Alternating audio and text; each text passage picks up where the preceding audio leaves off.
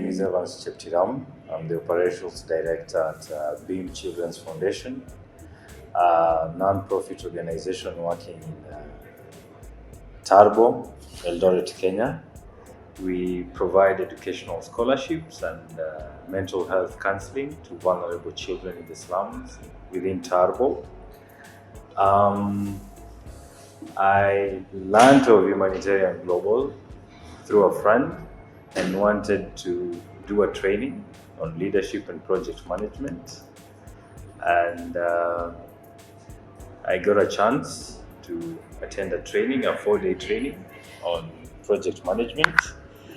And I've learned a lot. My take home would be the change management and communication that I intend to put into work once I get back to my workstation, and see to it that this improves the services that we deliver to our clients. Thank you.